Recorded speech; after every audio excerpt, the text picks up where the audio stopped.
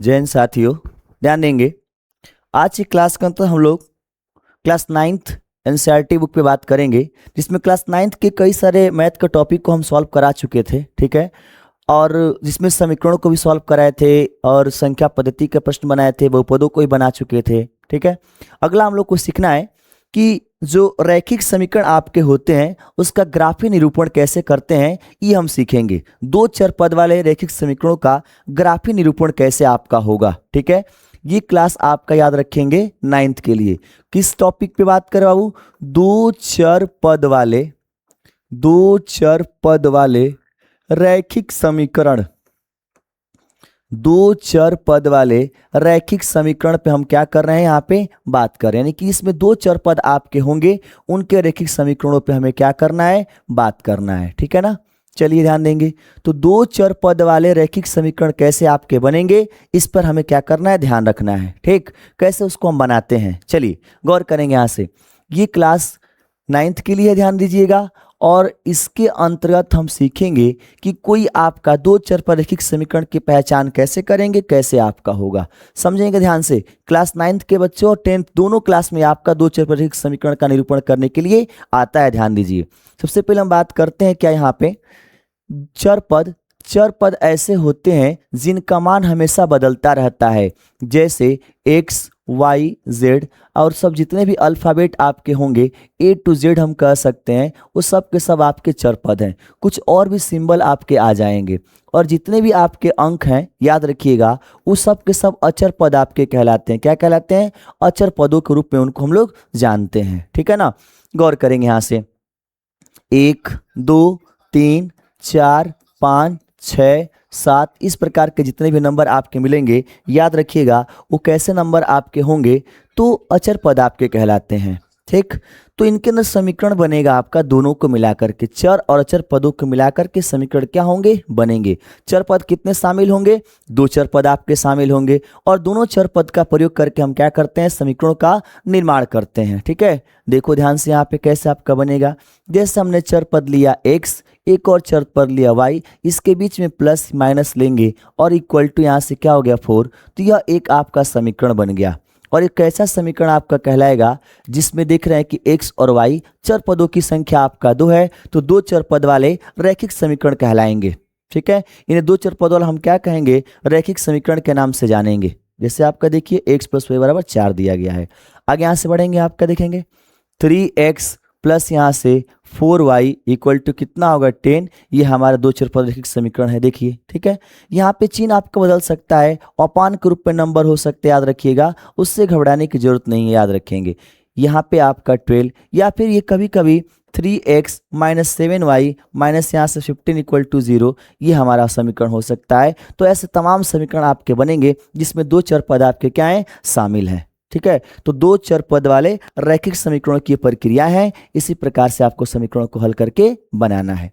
अब इसी का सीखना है ग्राफीय निरूपण। जैसे जनरली आते बात करते हैं छोटे छोटे क्वेश्चनों पे, उसके बाद एक्सरसाइज के प्रश्नों पे आएंगे। इस क्लास में हम लोग सीखेंगे बेसिक पूरा कि दो चर पद वाले अगर कोई रैखिक समीकरण दिया है तो उसका ग्राफीय निरूपण या आलेख हम लोग कैसे खींचते हैं, इस चीज को हम क्या करेंगे, जानेंगे, ठीक है। तो देखिए यहाँ से कैसे आपको पता चलेगा, दो चर पद आपका दिया गया है, इसे समीकरण हमें बनाने का मतलब, ग्राफ बनाने का मतलब क्या है कि यह आपका एक x एक्सिस है, ये y एक्सिस आपका है। तो इसको हम रेखा के रूप में रिप्रेजेंट करेंगे, तो यहाँ पर होगा कि यहाँ पर होगा कि यहाँ पर होगा, इधर होगा, किस साइड आपका होगा, ये हमें क्या करना है, सीखना है। वही हमारा रेखा का क्या कहलाता है, ग्राफीय निरूपण कहलाता है। अर्थात जो समीकरण दिए गए हैं, समीकरणों का ग्राफीय निरूपण के नाम से उसको हम क्या करते हैं, जानते हैं, जिनको x एक्सिस और y एक्सिस पे क्या करेंगे, दिखाएंगे, दर्शाएंगे, ठीक है। चलिए यहाँ पे अगर समीकरण बनाना होता है तो उसके लिए कुछ बिंदु लिया जाता है। तो बिंदु कहाँ से आप लोगे भैया, बिंदु की प्रक्रिया आपकी क्या है, ध्यान दीजिए। यहाँ से x + y = आपका कितना दिया गया है, यहाँ पे दिया गया आपका 4, ठीक है ना। तो इसको कैसे कैलकुलेट करेंगे, ध्यान देंगे। कैलकुलेशन की प्रक्रिया क्या आपका है, गौर करिए, थोड़ा सा ध्यान देंगे। इसमें प्रक्रिया आपको करना क्या है कि इन दोनों में से किसी एक चर पद को बराबर के दूसरे साइड क्या करेंगे, भेजेंगे। चाहो तो x को भेजो, चाहो तो y को भेज लो, दोनों में से किसी को भेजेंगे तभी भी आपका सवाल क्या होगा, बनेगा। तो हम यहाँ से x को भेज दे चाहे y को। अगर हम x को रखते हैं, y को भेजते हैं, तो ये माइनस वाई आपका होगा, क्या होगा, माइनस वाई हो जाएगा। ठीक है, तो यहाँ पे जब बराबर के चिन्ह के इधर y चला गया तो y का मान यानी y का कुछ अंक अपने मन से मानना है, कम से कम 3 अंक आप मानिए, और ऐसा मानिए कि वो यहाँ पे 4 है ना, उसी के आसपास हो, जैसे 1 2 -2 -1 0, बड़ा संख्या भी मान सकते हैं। लेकिन दिक्कत ये आपका होगा कि जब ग्राफ आप बनाएंगे तो एक संख्या बड़ा और एक संख्या छोटा होगा, तो उस कंडीशन में ग्राफ थोड़ा सा मुश्किल हो जाता है, बनेगा तो, लेकिन वहाँ पे थोड़ा सा मुश्किल उसमें आ जाता है। इसलिए यहाँ पर आप क्या करिए, जब भी कोई क्वेश्चन आपका दिया गया है उसमें जो अचर पद दिया गया है उसी के आसपास कोई नंबर, या तो x का या तो y का, जो भी साइड में आप भेज रहे उसका आप क्या करोगे, मानोगे। ठीक है ना, ध्यान दोगे। यहां से हम क्या करते हैं, 1 2 3 3 अंक मान लेते हैं। अब यहां से y का मान क्या लेंगे, 1, तो यहां से x बराबर कितना हो जाएगा, 4 माइनस यहाँ से 1। अब यहाँ से x का मान कितना आएगा, घटाएंगे तो 3, तो यहाँ से ये बिंदु आपका बनेगा जिसमें x और y आपका हो जाएगा, तो x का मान 3 होगा और यहाँ से कितना आएगा, 1 आएगा। ठीक है, उसके बाद से आगे बढ़ते हैं, यहाँ पे ध्यान देंगे क्या आपका बनेगा। अब एक बिंदु तैयार हो गया, अब y का मान कितना लेंगे, 2। अब इसमें रखेंगे, देखो इस समीकरण में क्या समीकरण है, x बराबर 4 माइनस वाई, तो x बराबर 4, y का मान 2, तो x का मान 2, तो यहाँ से आपका b हो जाएगा, b के x का मान 2 और y का मान 2 हो जाएगा। अब यहाँ से y का मान कितना लोगे, 3, तो x का मान कितना आपका होगा, 4 माइनस 3, तो x का मान कितना होगा, 1। तो यहाँ से C बिंदु आपका बनेगा जिसमें x का मान 1 पहले लेंगे, 3 बाद में। यानी कि हमेशा याद रखिएगा, जब भी बिंदु तैयार करेंगे तो x का मान पहले और y का मान क्या करेंगे, बाद में लेंगे। ठीक है, नोट करेंगे इसको, कैसे समीकरण आपका बना हुआ।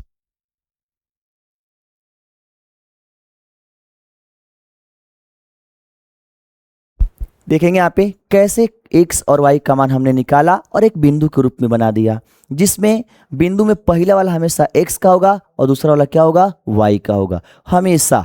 ठीक है, अब आइए आपको बताते हैं कैसे इसका ग्राफ आपको बनाते हैं। इस क्लास के अंतर पूरा ग्राफ बनाना आपको सीखना है। क्लास 9th के अंतर्गत ये ग्राफ बनाने की प्रक्रिया, 2 चर पद वाले को हल करना निश्चित रूप से आपका दिया है, ये बेसिक क्लास उनके लिए है। एक्सरसाइज के प्रश्न ऐसे ही आपको बनेंगे, मैं एक्सरसाइज भी सॉल्व कराऊंगा, फिर अभी एक बेसिक क्लास आपको बता रहा हूं जहां से बिल्कुल इसको ढंग से क्या कर लीजिए, सीख लीजिए। ठीक है ना, चलिए ग्राफ बनाते हैं। यहाँ पे एक ग्राफ बनाएंगे तो पहले एक्स एक्सेस लेंगे, ठीक है ना, और एक वाई एक्सेस ले लेंगे। चलिए यहां पे देखेंगे 3 1 प्लस में, 2 2 प्लस में, 1 3 प्लस में, सारा प्लस में, कोई दिक्कत नहीं। यहां पर आएंगे, देखिए 1 2 3 4 5, ठीक है, 5 तक लो और लो, कोई दिक्कत नहीं। इधर आएंगे 1 2 3 4 5, ठीक है ना, ये आपका बन गया। अब देखेंगे पहला क्या दिया गया है, पहला 3 और 1, तो x पर 3 चलेंगे और y पर 1। कहाँ से चलेंगे, जहां पे दोनों रेखा आकर के टकराती हैं या मिलती हैं वहीं से आपको हमेशा ऊपर की तरफ या आगे की तरफ बढ़ना है। तो यहाँ पे देखेंगे 3 और 1 है, तो पहला x वाला है ना, तो x पर 3 बढ़ करके हम कहाँ आएंगे, यहाँ पर आ जाएंगे। ठीक है, उसके बाद 1, तो यहाँ से 1 ऊपर बढ़ेंगे, तो इसको देखो आगे बढ़ाओगे, इसको आगे बढ़ाओगे, दोनों यहाँ पर मिलेगा, ये बिंदु हमारा कौन सा हो गया, ये हो गया। अब बी वाला ध्यान देंगे, 2 और 2 है, तो यहाँ भी आपका 2, ऊपर भी 2, तो इसको आगे बढ़ाओगे और इसको आगे बढ़ाओगे तो दोनों यहाँ पर आकर के मिलेगा, ये हमारा बी हो जाएगा। सी पर आते हैं, 1 और 3, 1 किस पर चलेंगे, यहाँ से x पे, और इस पर कितना चलेंगे, 3, तो इसको आगे बढ़ा लेंगे, लगभग यहाँ हमारा आ जाएगा, ये क्या हो गया, सी।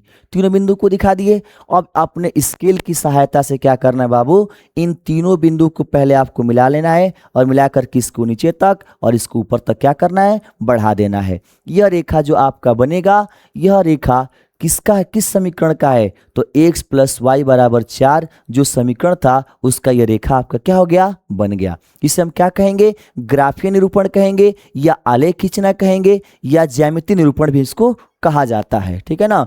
अगर आपसे प्रश्न में पूछता है कि कोई समीकरण दिया है, उसका ग्राफ बनाइए, ज्यामितीय निरूपण करिए या फिर आलेख खींचिए, तो इसी प्रकार से आलेख आपको क्या करना है, बनाना है। ठीक है, नोट कर लेंगे इसे। अभी और क्वेश्चन देखिए लेकर के हम हल करेंगे और समीकरण लेते हैं, बनाते हैं, देखते हैं क्या बन पाता है या नहीं बन पाता है। तो चलिए आते हैं, आगे बढ़ते हैं, एक और क्वेश्चन में क्या करें हम लोग, बनाएंगे। ठीक है, चलिए।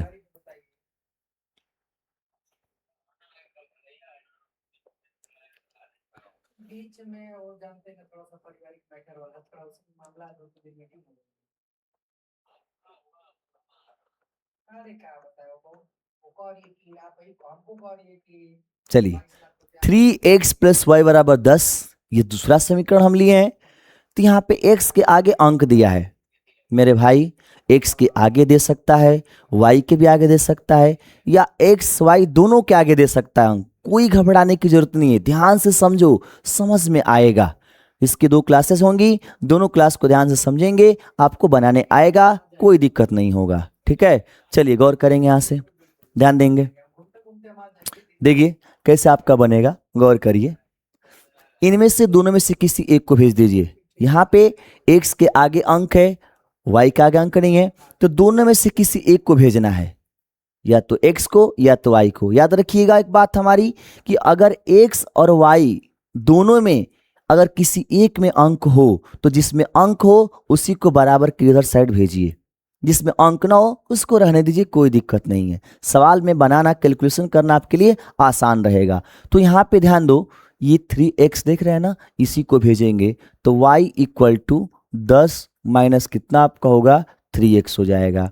अब बराबर किधर x दिख रहा है, तो यहाँ से आपको x का मान क्या करना है, मान लेना है। क्या मानेंगे, ऐसा मानना है कि गुणा करने के बाद 10 के आसपास आ जाए। तो एक 2 मान लो, एक 3 मान लो और एक क्या मान लो, 4। ये 10 के आसपास ही आएगा। कब, जब 3 में गुणा करेंगे तब। ये बात को ध्यान रखना है कि हमें x का मान अपने मन से कम 3 मान लेना है, और 3 ऐसा आपको लेना है बाबू कि अगर इसमें मल्टीप्लाई कर देना तो उसी के आसपास आपका आ जाए। ये बात आपको ध्यान रखना है। ठीक है, चलिए तो हम आते हैं, इसको समीकरण 1 मानते हैं। अब यहां लेंगे क्या, समीकरण 1 से समीकरण 1 से हल करेंगे तो देखो x बराबर क्या आपका है, 2। तो यहां से y बराबर आपका होगा 10 माइनस 3x है ना, तो y बराबर 10 माइनस 3, x का मान 2। तो y बराबर यहाँ से 10 माइनस 3 का 2 में गुणा करेंगे तो 6। अब y का मान कितना आ जाएगा, 4। कब 4 y का मान मिला, जब x का मान 2 रखे, तो यहाँ से एक बिंदु आपका बनेगा जिसमें x और क्या होगा, y। x का मान कितना होगा, 2, और y का मान कितना होगा, 4। तो 2 और 4 उस पहला बिंदु बन गया। अब x का मान हम यहाँ से क्या लेंगे, 3 लेंगे। तो यहाँ से y बराबर कितना होगा, 10 माइनस 3x रहेगा। तो यहाँ से y लेंगे, ये 10 होगा माइनस 3, और फिर x का मान कितना रखेंगे, 3। तो यहाँ से y इक्वल टू 10 माइनस 3 का कर देंगे तो 3 में 9। तो y का मान कितना हमें मिलेगा, 1। जब हमने x का मान 3 लिया और y का मान 1 प्राप्त हो गया, तो यहाँ से b बिंदु 1 आपका बन जाएगा, जिसमें x का मान 3 और y का मान 1। याद रखिए हमेशा पहले x के मान को आपको क्या करना है, लिखना है। आगे बढ़ते हैं। अब x का मान कितना लेंगे हम लोग, 4। तो x बराबर कितना हो जाएगा, 4। चलिए यहाँ से y बराबर कितना आपका दिया है, 10 माइनस 3x। तो y बराबर आपका 10 माइनस 3 गुणते कितना हो जाएगा, 4। तो y बराबर 10 माइनस कितना होगा, 12। तो y का मान कितना आएगा, -2। तो एक सी बिंदु बनेगा जिसमें x का मान -4 और यहाँ से कितना आएगा, 2। तो यहाँ ध्यान रखेंगे ए बी सी तीनों बिंदुओं का मान हम क्या कर लिए, ज्ञात कर लिए। जैसे तीनों बिंदुओं का मान आप ज्ञात कर लेते हैं तो भैया इसको फट से आप देखेंगे, एगो x अक्ष बना लेंगे, एगो y अक्ष बना लेंगे। बन गया आपका, इस पर बना देंगे 1 2 3 4 5 6 7, कोई दिक्कत नहीं। इस पर बना लेंगे 1 2 3 4 5 6 7। इधर बना चाहो तो बना लो, -1 -2 -3 -4 -5। इधर आएंगे तो बनेगा आपका -1 -2 -3 -4 -5। बन गया ना। अब ध्यान देंगे यहाँ पे, पहला बिंदु क्या है 2 4, 2 कहाँ पे चलेंगे x पर, 4 कहाँ पे चलेंगे, देखिए यहाँ पे आ गए। अब यहाँ पर हम इसको आगे बढ़ाएंगे तो यहाँ पे लगभग आएगा, इसको आगे बढ़ाएंगे तब यहाँ पर आएगा। ये हमें चिन्ह बनाना नहीं है, तो ये बिंदु हमारा ए मिल गया। अब आते हैं बिंदु बी पे, क्या आपका है बाबू, दूसरा वाला 3 और 1, तो 3 हम x पे चलेंगे और इस पर 1 चलेंगे तो यहाँ पर 1 आपका होगा जो b बनेगा।